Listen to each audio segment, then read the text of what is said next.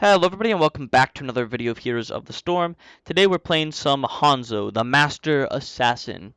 Um, I tried recording this video 2 times now, and they both were great games. They just went too quick, so I'm gonna record it one more time, and hopefully I can get a better one. Um, but as I said in the video that I had to get rid of, I don't play a lot of Hanzo. I play Hanzo in ARAM, and that's about it. I do great in ARAM because it's constant team fighting. My numbers are really high, and we get a bunch of kills. But the actual soaking lane aspect and all that, I'm not sure how he does exactly. So I'm gonna try and see how it works out this time. Um, I originally wanted to go Q build, but I was forced to play auto attack build in the last 2 games that I played, and it went really well. So we might go an auto attack build, we might go a Q build, we'll see. We'll adapt to what the enemy team has and what our team needs. But that's enough chit chat. I will see you in the game. Alright, and we find ourselves on the Braxis holdout today. Um, Unfortunately, I think I'm gonna be stuck in the solo lane on Hanzo, which is exactly what happened in the last 2 games that I played. Um, but that tells me I am going to go for a basic attack build, which I'm okay with because it was fun the last 2 games I went. We're going to pick up Redemption at level 1. So what it does is every 2 basic attacks against the same hero within 10 seconds grants 1 Redemption stack. Stack it up to 12 times. Once you get 12 stacks, you'll gain 50% increased basic attack speed. Um... However, if you die at any point, even once your quest is complete, you will lose 3 stacks of redemption. Uh, so you do have to be cautious about dying. Their Hanzo is going the Q build, which I technically could do against that team, but on this map, I don't think it's going to work out. So we'll just go basic attack build where um, hopefully I won't die too much. There is a healer on each team, but no tank. And I'm a little bit surprised that it's the Kharazim in the top lane. I mean, I guess that makes sense, because he's the only one. Well, Raynor has sustain, too. So I am just a little bit confused about all this. I get my basic attacks up against him. He will beat me, so I actually want to just be taking the least amount of poke as possible while soaking as much as possible. Alright, there's another stack. We're going to sippy cup real quick here. I'm also just trying to deny him of any of his stacks, but it's going to be difficult. He pushes so slow that me going anywhere near him is going to be a pain.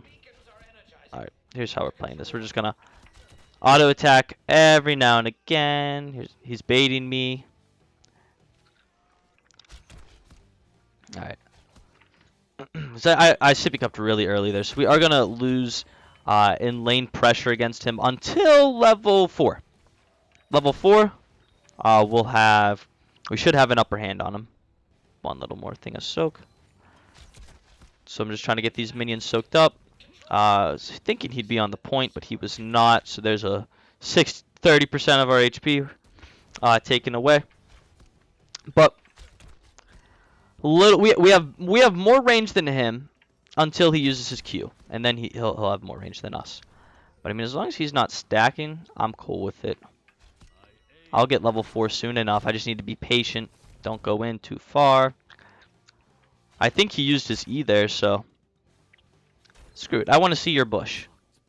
Let me see that. That could be taken in a very interesting way. We're gonna fight here because we see our butcher coming in.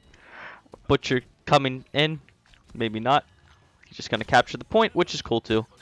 I'll go ahead and jump over here. One more auto.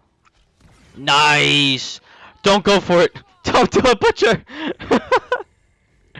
He wanted that meat. Kind of shocked that he got out alive there. We're going to pick up Ignore All Distractions, which is where I believe we're going to be able to beat this Kharazim. So what it does is our auto attacks will now one-hit minions.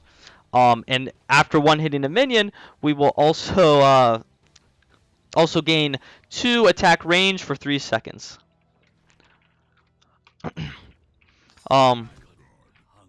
So our wave clear is super good, and now Kharazim's gonna be forced to either deal with the lane. Oh no! More than one came. Wow, he dealt a lot. I'm just gonna back. He also canceled like an auto attack of mine. Alright, so their Hanzo actually has all of his stacks complete, except he hasn't hit me once yet. So he's gonna get no value from this if I manage to dodge every single one of his Qs. Speaking of Qs, let's explain what my Q does. So you charge up, and the longer you charge up your Q, the more range you gain. That's it. I kind of waiting for him to press Q. There we go. Able to help him out a little bit with his stacks. It won't increase the damage. The longer that you. Ooh. Ah, get me out of here! Hopefully he doesn't jump in on me. Okay. A lot of backing this game because we have no tank. My healer's bot lane, so it's just gonna have to be how it is. Unfortunately, doesn't make for the best content. I'll go bottom so our healer can go top though, because in the 1v1 we're not bad. We're actually pretty good. Their healer's halfway done with his quest. That is a Gambit build on the Rainer, so if he dies, we'll be getting a lot of value there. Really would like our healer to go top. He's going now. The only reason I wanted to come bot was so our healer could leave, because he was staying so he could soak, which I'm cool with, but I got to get on this objective very quickly here, but I don't want to use my trait to do it. Okay. They brought two. We also have another one coming in. We have our Asmodean coming in here, so we can fight this a little bit. One more stack and we'll be completely stacked up. And I think I'm going to tap here because I'm sure Genji's tapping and they're going to re-engage in this fight. Yep, there it is. There's a Q. Oh, I tried just point blank Wing him. Speaking of our W, so what our W is this long range skill shot that deals 120 damage.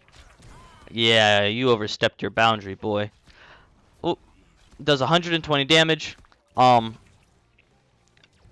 if it hits a piece of terrain, it splits into like 5 different pieces, each dealing 100 damage. Let's see, can I do it there? Ah, kind of bounced weird. So just the baseline W isn't incredibly strong, but W with hitting terrain, it deals a lot of damage. I need Asmodean to stack. I feel bad now.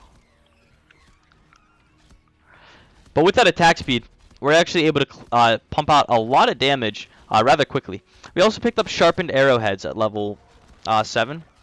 What sharpened arrowheads does is it increases or hitting an enemy hero with the basic attack or our... Oh no, he hit me. He's going to have a bunch of range now. Alright, I want to stay out of the lane that the Hanzo's in. Just because if he gets stacked, he'll get a bunch of value. And honestly, I think it's just worth resetting. There's nothing else for me to do on the map. So resetting's not a terrible idea. We'll head top lane, try to help defend. We saw 4 of them top last, so they're probably taking camps, but I think Hanzo's camp clear is actually rather good. Especially if you go W build, it's actually one of the best camp clears in the game at that point. But we're not gonna go that build. But our basic attacks reduce the armor of enemy heroes as well as our Q. That'll reduce the armor. We're going to go ahead and ult these guys just to make sure that we're able to pick up a couple kills. And with that and our camp pushing, we should actually be able to push this building a little bit. I think Butcher could have charged, and with all of us here, he would have gotten the meat and gotten out.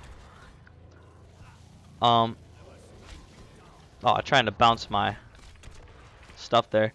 But our basic attacks are so quick right now, we're able to siege pretty well.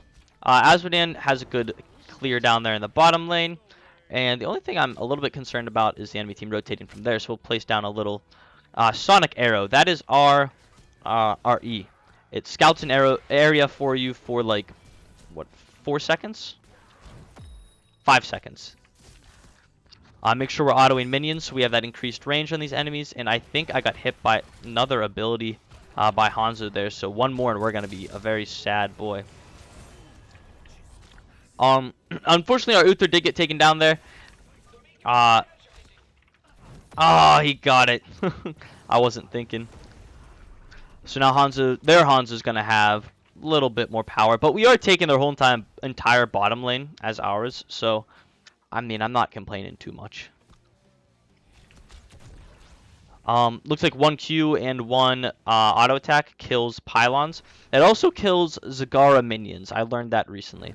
One Q and one auto attack will kill a Zagara minion. So Hanzo is actually rather decent against Zagara in lane. If the Zagara plays with at least half of a brain, then the Zagara is probably going to beat him. But you have that slim chance where the Zagara is going to be stupid and you could win. I'm going to go ahead and send my ult down to the bottom lane. You'll see it should stun these heroes for a very long time there, allowing my team to get nice damage out as we should be attacking this camp. Unfortunately, though, we do look like we're taking the short end of the stick. We're just going to keep on soaking because we're very good at soaking with this build. And now I want to pick up mounted archery. I really like this talent. What it allows you to do, I'm going in for the silly little flank. I know it's just a silly little flank, but they're all so low. Come on, give me that, kid. Sonic arrow. I'll take this one. Ah, I'm scared. Alright, we're able to pick up a triple kill overall, as well as capture the whole entire objective. I'm cool with that. I'm going to back out, just because I'm low in HP. We do have Uther coming in, but backing's not going to be too bad. I'll clear this camp in the top lane. I know I haven't really been team fighting a lot. I've been soaking most of all, but my damage is still very, very high. But most importantly, I'm trying to play safe, because if I get caught out of position, then the enemy team will kill me. I'll lose my stacks. I'll gain no value from my level 1 talent. We're going to send out our Dragon Arrow again. Maybe it hits someone. I don't think it's gonna. It's going to go right past them all. Oh, no, it hits 2. Unfortunately, though, the friendly team wasn't quite there to continue dealing damage to him, so we'll just tell him to back out, retreat, and that will be that.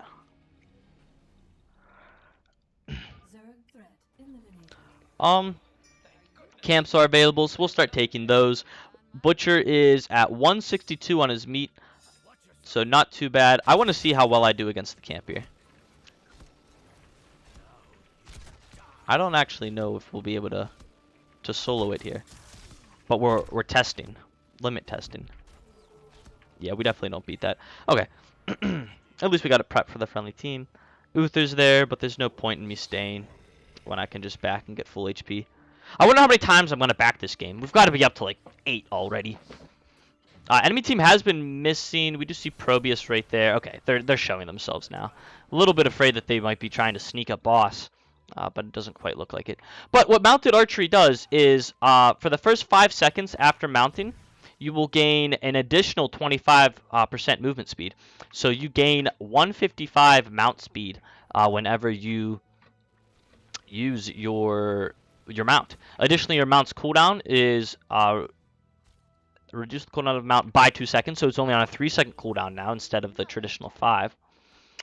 Ooh, we're gonna go flawless technique here. I don't want this kid to get out, so I ulted for him. We're just gonna keep basic attacking. But what flawless technique does is it allows you to deal increased damage to an enemy if you have recently... Here, let me see how I can explain this easily. So if you hit an enemy recently with Stormbow, your Q, then your next auto does increase damage. If you hit an enemy hero with an auto recently, then your next Q does damage. That's essentially how it works. So it's kind of just weaving in auto attacks as well as Qs, and timing them correctly, you'll deal increased damage that way. Nice D shield by Uther. Butcher does have his full meat stacked up, and the objective is just now spawning. Missing my ability again, but that should be a dead. Yeah, that was good damage from our Q. It dealt like 800 and some. I think we're too low to end the game here, so I'm going to back out. I'm actually going to head top lane and then ping for assistance right there. Additionally, with mounted archery, what it does is it allows us to, after we use our trait, natural agility, It'll then allow us to instantly mount like this.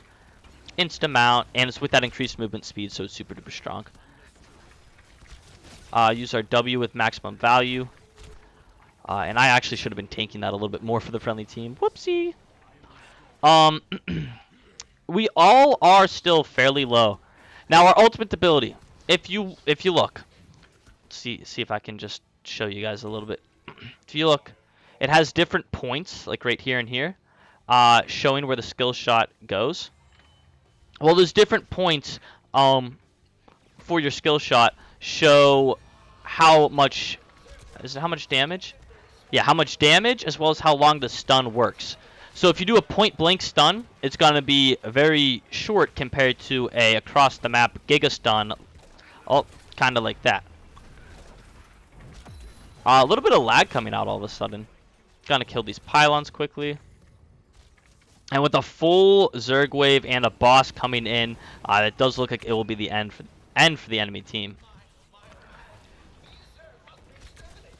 Oh, look at that damage. It's so good from our flawless technique talent at level 16. So strong. Alright, well, I'd say out of the 3 videos I tried to make, this one was like the closest, even though it still felt like a stomp. But I did a decent enough job of explaining how this hero works, so I'll take it. Our soak potential is so good, as well as our wave clear. And whenever we went to team fight, we were able to pump out really good damage. Just had to be careful about enemy team jumping in on us. But if they did jump in on us, if I'm hugging a wall, I can use my agility to disengage, especially with the movement speed I get from my level 13 talent. It's delicious. And this build is actually better against tanks. This build is fantastic against like Diablos, Stitches, Johanna, any very tanky meat bag. Hanzo does very good against with this build. But we went for Redemption at level 1. Ignore all distraction at level 4. Sharpened arrowheads at 7. Dragon arrow at 10. Mounted archery at 13. And flawless technique at 16. Flawless technique can be swapped out for giant slayer, which makes your basic attacks as well as your scatter arrow deal 2% of an enemy target's maximum health. And had I made it to 20, I either would have gone for play of the game or perfect agility. Perfect agility if I felt I needed the survivability, but play of the game is most likely what I would have gone in that game, because it'll allow me to have an effective global ult where it's not only a global ult, but it also makes Hanzo a global hero. So, yeah, that was Hanzo Shamada. I hope you guys enjoyed today's video, and I will catch you all in the next one.